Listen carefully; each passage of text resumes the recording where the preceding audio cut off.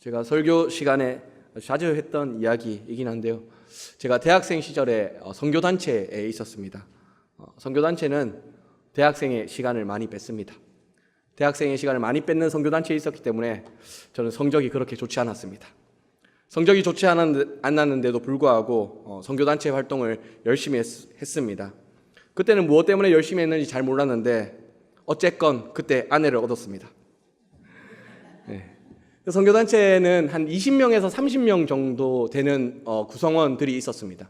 그리고 그 친구들과 친한 예수 믿을 법한 친구들이 10명에서 15명 정도 있었습니다. 그래서 많이 모이면 40명, 45명 정도 모였고요. 적게 모이면 한 20명, 15명 이렇게 모였던 공동체였던 것 같습니다. 저희의 가장 큰 사역 중에 하나는 여름 수련회였습니다. 여름 수련회는 지역 곳곳에 있는, 전국의 곳곳에 있는 선교단체들이 함께 모여서 수련회를 하는데요. 한 1만 명 정도가 모입니다. 1만 명 정도가 모이고 그 중에 한 1000명에서 500명 사이는 이제 막 예수를 믿으려고 하는 친구들, 혹은 예수를 믿고 싶어서 온 친구들, 혹은 속아서 예수 믿으러 온 사람들, 이렇게 모이는 그런 수련회가 있었습니다. 그래서 항상 여름 수련회가 가까이 오면 한 5월쯤 되면 굉장히 바빴습니다. 일단은 수련회 갈 법한 친구들은 내버려 두고요. 수련회 갈지 안 갈지 애매한 친구들 있죠. 우리도 산상기도에 있으면 오는 사람들 빼놓고 갈지 안 갈지 애매한 사람들한테 전화하잖아요. 그것처럼 그때도 갈지 안 갈지 애매한 친구들한테 전화를 돌렸습니다. 그래서 이 친구는 떡볶이 한번 사주면 오겠다 싶은 친구들은 떡볶이 집에 데려갔고요. 그리고 제가 해양대학교에 있다 보니까 앞에 이렇게 음식점이 없었거든요. 이 친구는 적어도 남포동에 가야 되겠다 싶은 친구들은 남포동에 데려가서 밥을 먹이고 야 수련회 가자 이렇게 하곤 했습니다. 그렇게 4월, 5월 바짝 친구들을 이렇게 수련회 가자 이렇게 해놓고 나면 이제 근처에 예수를 안 믿는 친구들을 이렇게 포섭하기 시작했습니다. 예수를 안 믿는 친구 중에 우리한테 관심 있는 친구들한테 가서 한편으로는 야, 좋은 데가 있다. 4박 5일만 갔다 오자 이렇게 말하고, 또 한편으로는 예수 믿으면 그래도 좋단다 이렇게 반반 섞어서 이렇게 이야기하곤 했습니다. 제가 선교단체 활동을 열심히 하다 보니까 제가 3학년 2학기 때부터 4학년 1학기 때까지 이제 대표를 맡게 되었습니다. 대표가 되면 여름 수련회를 제가 진행하고 지휘하게 되잖아요. 지금까지 일반적으로 많은 대표들은 40명에서 50명 정도의 친구들을 수련회에 데려가곤 했습니다. 그리고 제가 1학년 때에는 조금 꿈만 큰 선배 한 명이 80명 가야 되지 않겠냐라고 말을 하기도 했는데요. 어쨌든 40명에서 50명 정도 가는 그런 수련회였습니다. 대표의 능력이 좋으면 50명, 능력이 조금 안 되면 40명 정도였습니다. 근데 제가 대표가 되어서 능력을 발휘해야 되는데 친구들이 찾아왔습니다. 형, 오빠, 안 될 것 같은데요?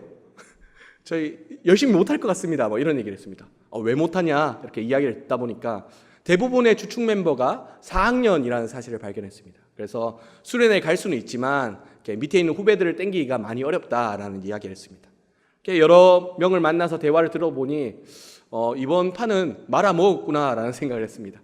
그래서 새 친구들을 많이 데리고 하지 말고 어차피 4학년인 우리들이 떠나면 나머지 1, 2, 3학년들이 나머지를 끌어야 되니까 그 친구들 잘 데리고 와서 좋은 공동체 만들어 놓고 오는 작업을 하자 이렇게 말을 했습니다. 그래서 저 때는 제가 기억하기로는 30명에서 한 35명 정도 갔던 것 같습니다.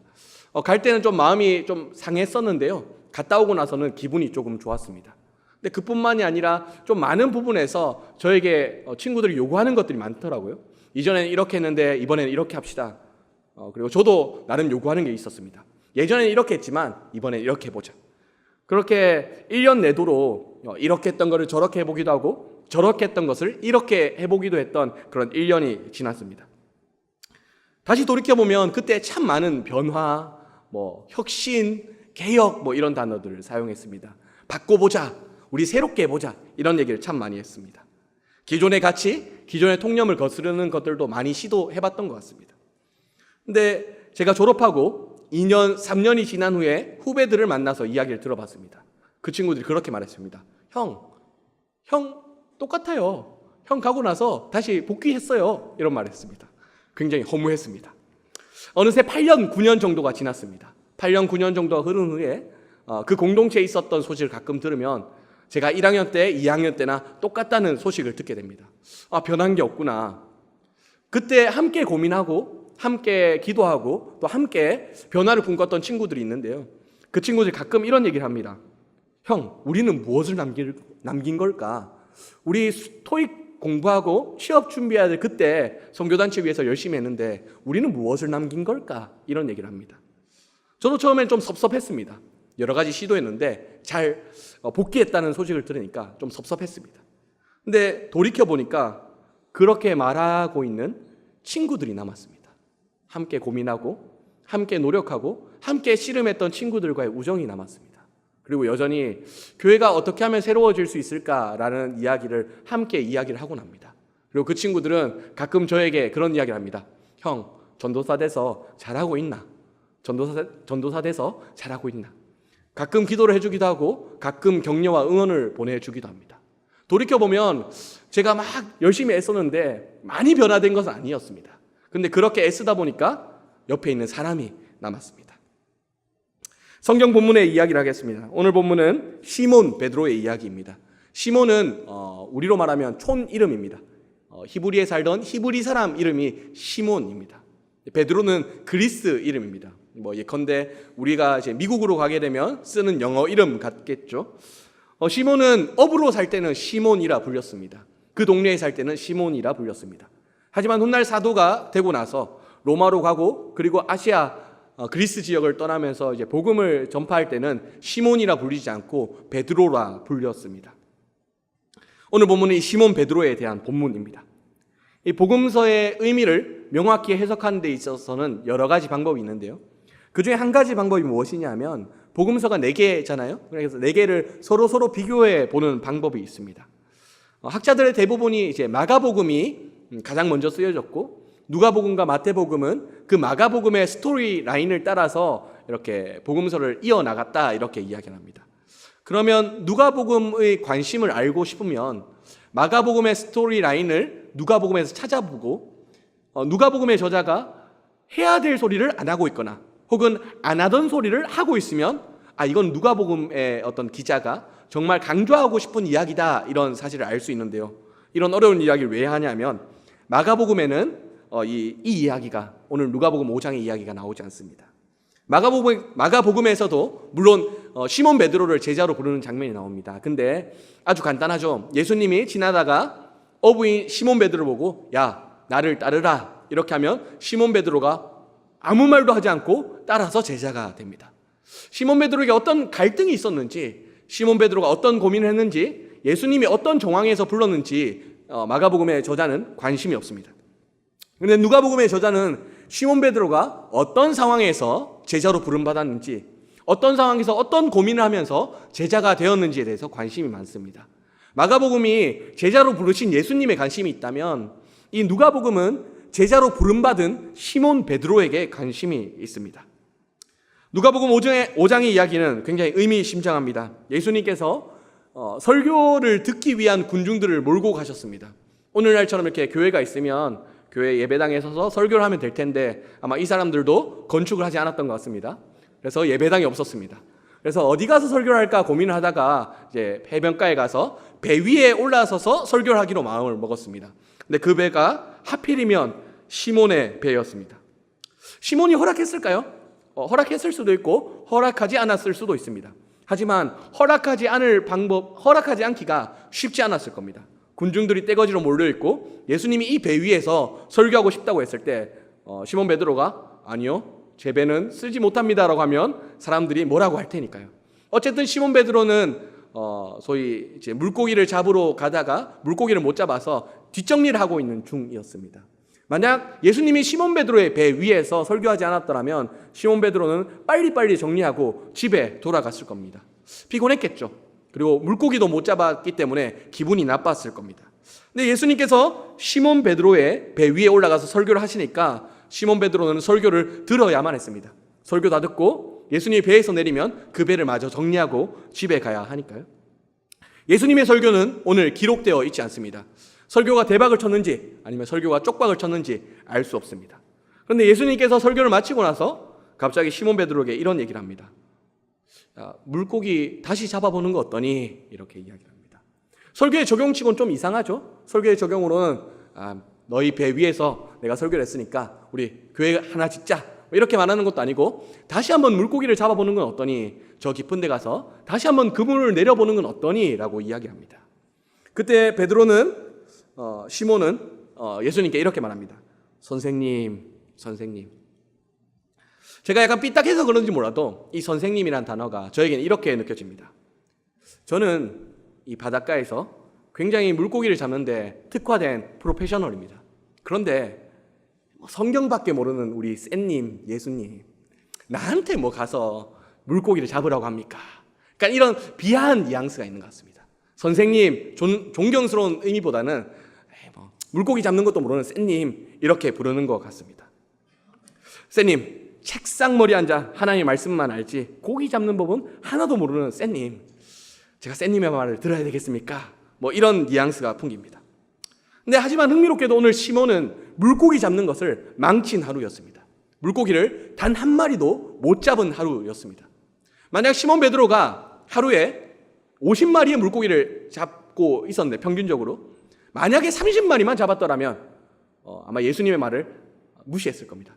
아니 예수님, 제가 물고기를 많이 잡아서 왔는데 가끔은 30마리 잡힐 때도 있습니다. 내일 70마리 잡으면 됩니다. 괜찮습니다. 이렇게 말했을 겁니다. 만약에 20마리나 10마리였어도 예수님, 오늘은 운이 안 좋습니다. 제가 내일 다시 잡겠습니다. 했을 겁니다. 근데 오늘만큼은 한 마리도 잡지 못했습니다. 그 후에 보면 시몬의 동업자로 야고보와 요한을 소개하거든요. 야고보와 요한이 시몬 베드로의 동업자라고 합니다. 일종의 어부 협동조합이죠. 협동조합에서 함께 물고기를 낚았는데 한 마리도 잡지 못했습니다. 완전 좌절했죠. 시몬 베드로는 무슨 생각을 했을까요? 예수님의 설교를 들으면서 설교에 집중할 수 있었을까요? 아마 자괴감을 느꼈을 겁니다. 내가 왜 물고기를 못 잡았을까? 내가 지금까지 어부로 살면서 그래도 성공을 거두었는데 이제 어부를 때려쳐야 하는 건 아닐까? 나의 물고기 잡는 실력이 조금 이상 있는 건 아닐까? 배를 바꿔야 할까? 그물을 바꿔야 할까? 여러 가지 고민이 많은 잡은 것이 하나도 없는 날이었습니다. 그렇기 때문에 이 시몬 베드로는 이 쌤님의 말을 듣기로 합니다. 물고기를 한 번도 잡아본 적이 없는 것 같이 생겼던 하나님의 말씀만 알던 이 예수의 말을 듣기로 결심합니다. 그래서 시몬 베드로는 이렇게 말하죠. 선생님, 제가 잡은 것이 없지만은 말씀에 의지하여 그물을 내리겠습니다. 삐딱해서 제 나름대로 읽어보면 쌤님이 고기 잡는 것을 어떻게 알겠습니까? 근데 오늘만큼은 저도 고기를 한 마리도 못 잡았습니다. 제가 어제는 쌤님보다 물고기를 잘 잡는 사람이었는데 오늘은 쌤님이 나나 똑같이 물고기 못 잡는 사람입니다. 그래서 한번 좀 제가 쌤님의 건의를 들어서 물고기 한번 잡아보겠습니다. 제가 오늘 본문을 보다 보면 예수님이 이 시몬 베드로를 만나기 전에 물고기를 먼저 만나신 것 같습니다. 시몬 베드로와 대화하기 전에 물고기와 먼저 대화하신 것 같습니다. 창조주신 예수님께서는 자포자기로 그물을 내렸던 이 시몬의 그물에 수많은 물고기가 끌려 올라오게 만듭니다. 그물은 찢어질 것 같고 다른 배들이 도와주지 않으면 안 될 것 같은 그런 물고기 수확이 가능하게 만듭니다. 만약 시몬 베드로가 이제 막 어부가 되어서 물고기 잡는 법을 배우기 시작했던 사람이라면 예수님께 무릎 꿇고 이렇게 말했을 겁니다. 스승님, 저를 제자로 삼아 주십시오. 저는 물고기 잡는 법을 모릅니다. 아무리 물고기 잡아봤자 물고기가 잡히지 않습니다. 근데 우리 스승님이 말하는 것을 듣고 내가 물고기를 잡아보니 많이 잡힙니다. 제가 프로 어부가 될 수 있도록 저를 가르쳐 주십시오. 하지만 시몬 베드로는 초보 어부이지 않았습니다. 프로페셔널한 어부였습니다. 매번 물고기를 많이 잡는 어부였습니다. 이 어부 협동조합의 어떤 리더격이었습니다. 그는 너무나 물고기를 잘 잡는 사람이었는데 오늘따라 물고기를 한 마리도 잡지 못했고 오늘따라 예수님 말씀에 따라 그물을 내리니 수많은 물고기가 잡힌 것을 보고 깨닫게 됩니다. 이분은 창조주다. 자신의 실력 너머에 계신 분, 자신의 직업적 프라이드 너머에 계신 분, 자신의 어떤 능력으로는 가능하지 않는 범위에 계신 분, 창조주라는 사실을 깨닫게 됩니다. 그래서 여호와 하나님 앞에 선 예언자처럼 예레미야와 이사야와 에스겔 같은 예언자처럼 시몬은 예수님께 이렇게 고백합니다. 주님, 나를 떠나십시오. 나는 죄인입니다. 선생님이란 칭호가 아니라 주님이라는 칭호, 예언자들이 하나님을 부를 때 썼던 주님이란 칭호로 예수님을 고백하게 됩니다. 제가 목회를 한 지 이제 5, 6년 정도 됐는데요. 목회를 하면서 너무너무 바쁜 시일을 보낼 때가 있습니다. 이런저런 일들이 닥쳐올 때가 있죠. 그러면 그때 저는 스스로에게 이렇게 질문합니다. 정말 중요한 것은 무엇일까? 정말 중요한 것은 무엇일까? 내가 무엇부터 해야 할까? 이런 질문을 하게 됩니다. 근데 잘 이렇게 확 떠오르진 않더라고요. 그러면 그때는 다른 질문을 해봅니다. 10년 후, 20년 후 우리에겐 무엇이 남게 될까? 10년 후, 20년 후 무엇이 남게 될까? 그런 질문을 하게 되면 조금 명확해집니다.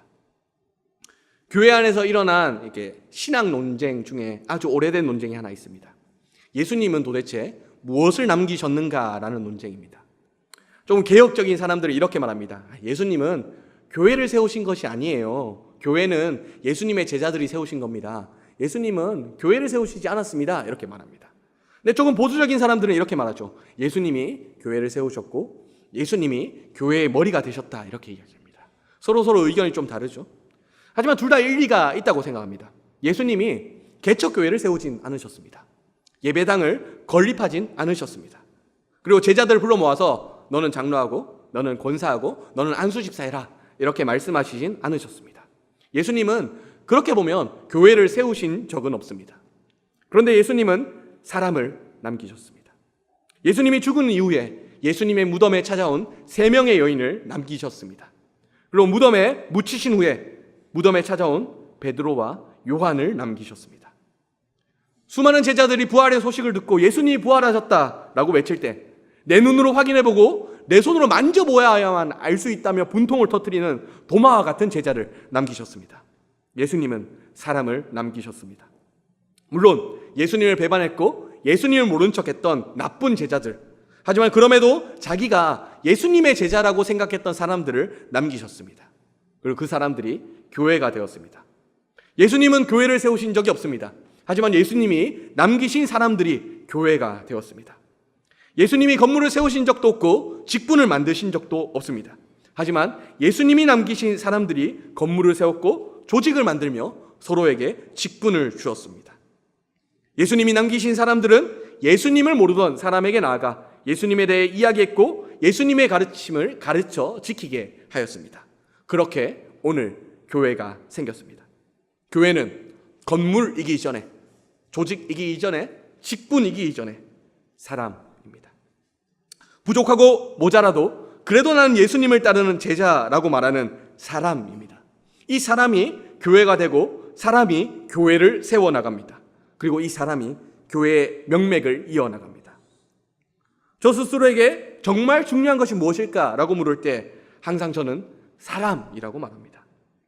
제가 우리다운 교회를 이렇게 담당하게 되면서 우리다운 교회를 열심히 목회해야지라는 생각을 하게 됩니다. 근데 목회하다 보면 우리다운 교회가 사라질 수도 있는 거잖아요. 그죠? 그리고 우리다운 교회라는 우리다운 교회 안에 소그룹이 잘 진행될 수 있도록 여러 가지 조치를 취하고 여러 가지 연구를 해도 소그룹이 사라질 수도 있습니다. 그리고 우리다운 교회 내에서 많은 사역과 많은 결정을 하는 데 있어서 좀 더 효율적인 어떤 거버넌스 같은 걸 확립해 놓을지라도 2, 3년 후, 3, 4년 후에 사라질 수도 있습니다. 근데 분명한 것은 그렇게 고민하고 함께 방향을 타진하고 어떻게 우리가 잘할 수 있을까라고 고민했던 사람들은 남습니다. 함께 변화를 추구하고 부흥을 추구하고 성장을 추구했을 때 그것이 안 될 수도 있지만 그것을 함께 추구했던 그 사람들은 남습니다. 교회는 사람에게 투자하는 공간입니다. 교회는 사람을 길러내는 공간입니다. 교회가 사실 사람입니다. 오늘 본문은 우리가 잊고 사는 기독교의 본질, 복음의 본질을 떠올리게 만듭니다. 기독교의 본질이 무엇일까요? 사람의 변화입니다. 사람의 갱신입니다. 한 사람 안에서 일어나는 부흥입니다. 하나님과 상관없이 업으로 살아가던 프로 오브 시몬이 창조주 하나님 앞에 무릎을 꿇고 예언자처럼 주님, 나는 죄인입니다. 나를 떠나 주십시오 라고 고백하며 사도가 되는 것, 이것이 기독교의 본질입니다. 복음의 본질입니다.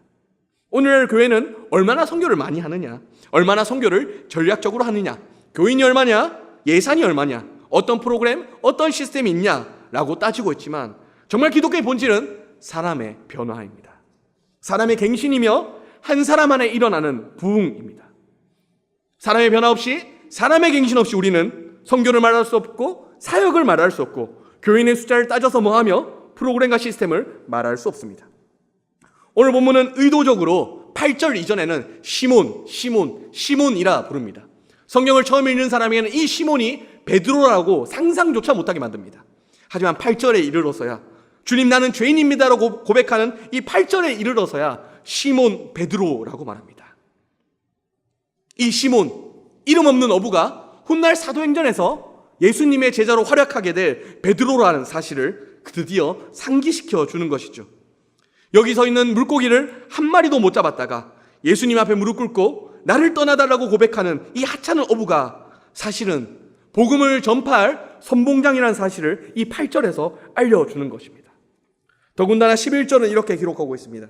그들이 배들을 육지에 대고 모든 것을 버려두고 예수님을 따르더라. 단순히 모든 것을 버려뒀다 이렇게 읽을 수 있겠지만 우리는 초기 교회의 모습을 기억합니다. 초기 교회, 초기 기독교 공동체는 서로를 위해 모든 것을 포기한 공동체였습니다. 내 재산, 너의 재산이 있는 것이 아니라 그리스도인이라면 모든 재산을 포기하고 모든 재산이야말로 교회의 재산이요 너의 재산이며 우리의 재산이라고 말하는 공동체였습니다. 시몬이, 그리고 시몬의 옆에 있던 야고보와 요한이 모든 것을 버려두고 예수님을 따를 때 교회의 모습을 띠고 있습니다. 사도행전의 기적적인 선교의 역사, 교회의 역사는 하찮은 어부 한 사람의 변화에서 시작됩니다.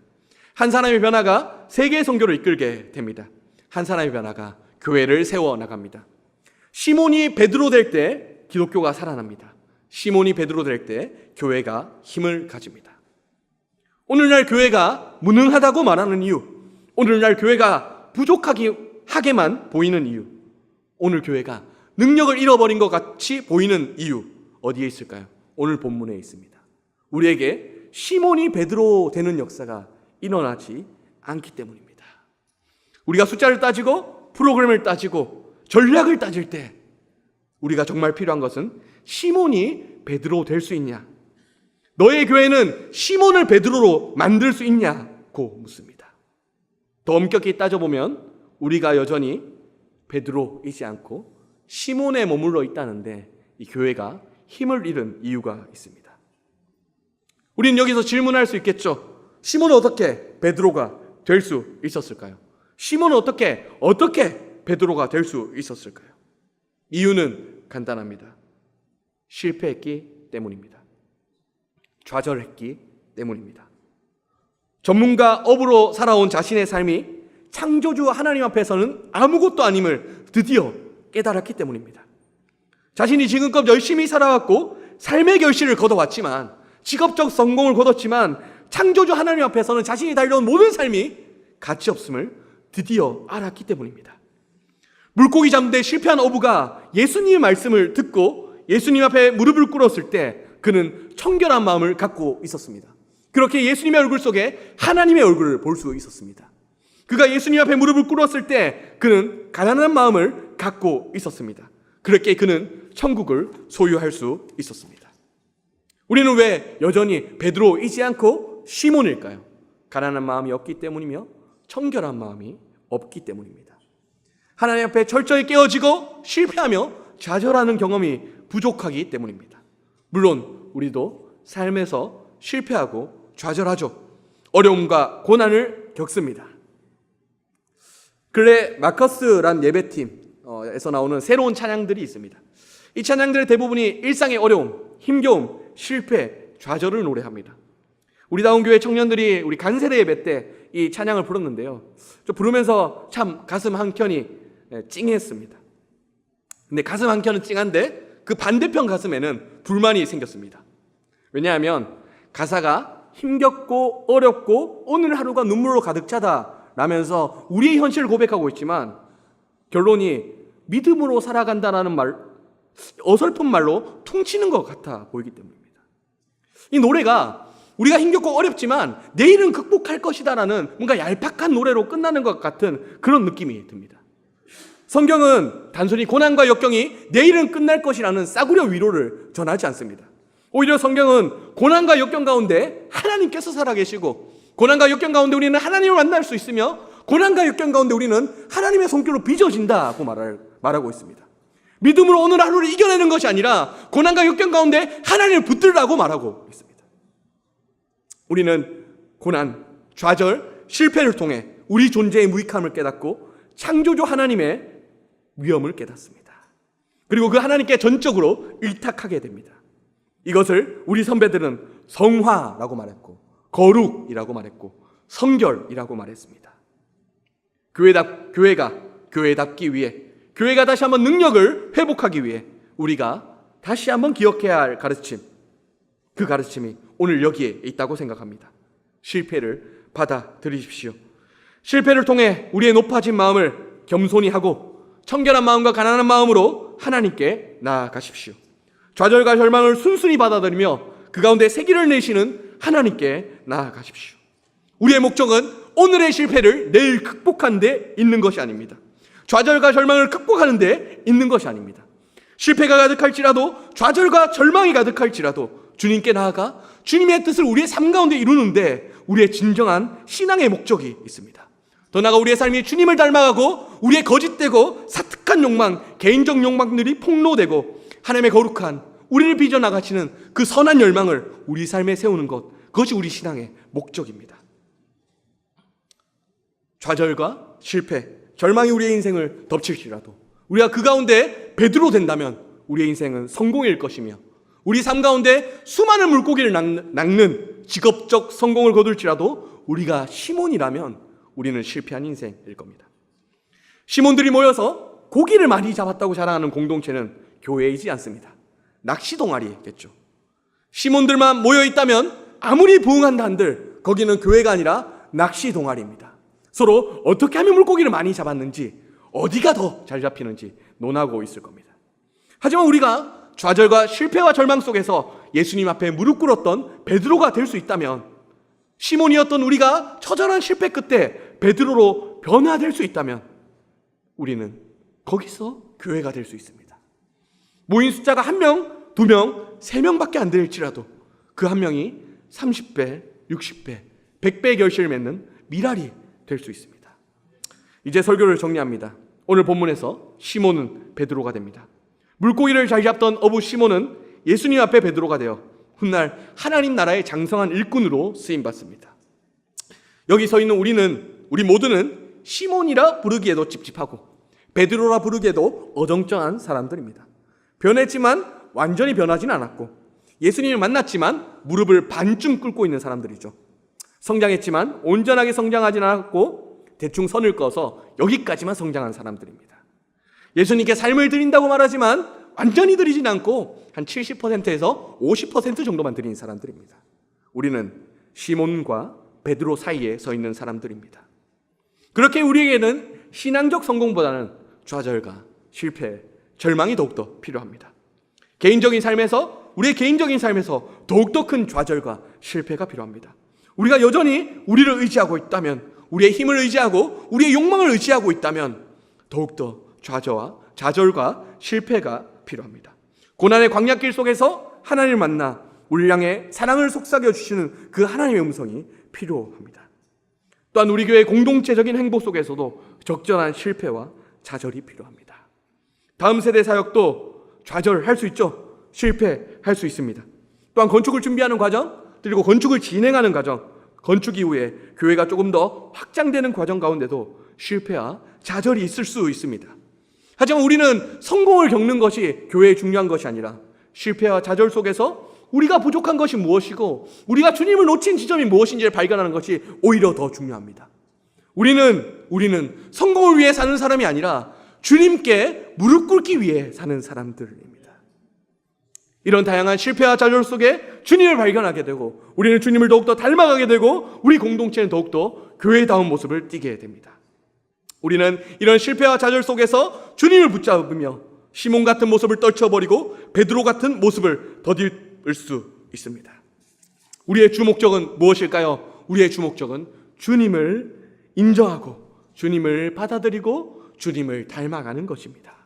우리가 이런 주된 목적을 한다면 우리는 우리 삶의 소소한 실패를 받아들일 수 있습니다. 잠깐의 어두움을 참을 수 있습니다. 잠깐의 비바람도 맞을 수 있습니다. 우리의 연약함을 인정할 수 있고 잠시 잠깐의 눈물도 견뎌낼 수 있습니다. 우리가 경계해야 할 실패는 주님을 잃는 것이며 주님의 선한 열망보다 우리의 욕망을 앞세우는 것이기 때문입니다. 우리의 주 목적을 바로 한다면 우리는 삶의 어떠한 상황일지라도 진정한 성공, 주님의 주되심을, 주님의 열망이 우리의 삶 가운데 이루어지는 것을 열망할 수 있습니다. 좌절과 실패와 절망 가운데서 우리는 주님께 무릎 꿇으며 선생님이라 불러왔던 과거를 청산하고 주님이라 부르는 새로운 미래로 나아갈 수 있습니다. 우리가 쌓아온 삶의 흔적들이 산산이 부서지고 지금껏 쌓아왔던 모든 직업적 커리어가 부정당한다 할지라도 우리가 주님께 무릎 꿇을 수 있다면 그것이 진정한 성공일 것입니다. 우리 같이 찬양하겠습니다.